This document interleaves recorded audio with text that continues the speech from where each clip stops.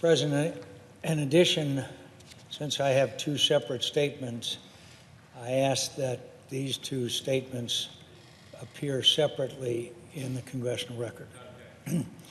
Thank you, Mr. President. I rise today to express my deepest gratitude to my friends at the Mayo Clinic's Arizona campus, where I was recently treated for cancer.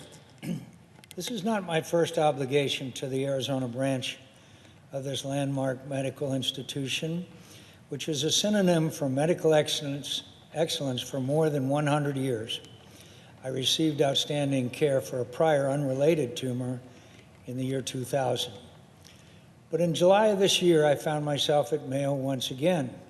It's no exaggeration to say that the team of doctors, nurses, and technicians who looked after me were my salvation.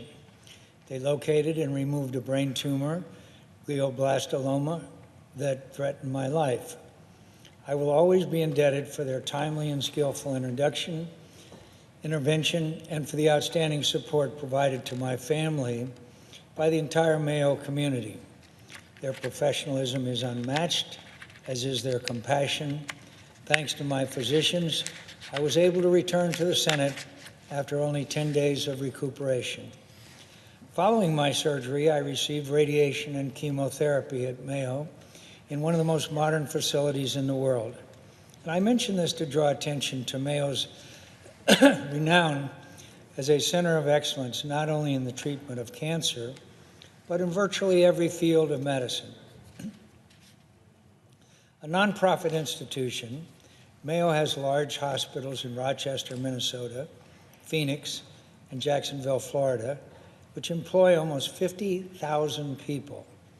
Mayo also operates a network of more than 70 affiliated hospitals and clinics, to which more than 1.3 million persons turn for treatment this year, patients from all 50 states and 137 different countries. Moreover, the Mayo system operates several premier colleges of medicine and is a world leader in medical research. This breadth of activity, outstanding in each facet, is remarkable.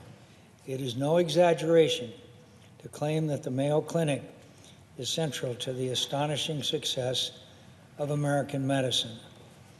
I've made my own career in public service, but as I reflect on my experience as a cancer patient, I'm humbled by the example of service to campaign provided by the entire Mayo family.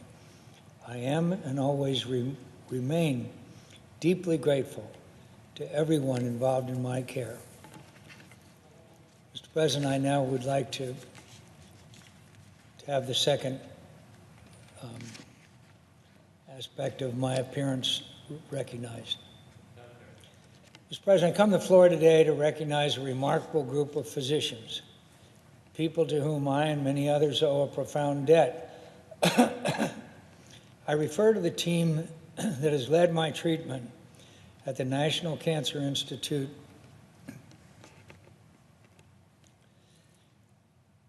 of the National Institutes for Health at Bethesda, Maryland.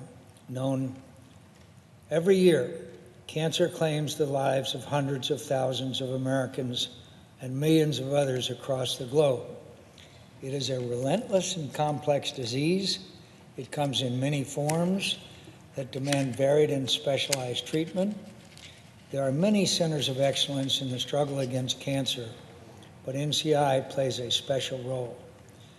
The physicians assembled there are recruited from the most outstanding medical institutions of the world to lead the fight. Yes, NCI conducts its own research and treatment programs, and I am among its many patients. But more importantly, it oversees and funds our national effort against cancer, awarding grants and supporting a nationwide network of 69 NCI-designated cancer centers. NCI's role in the development of anti-cancer drugs has been especially noteworthy.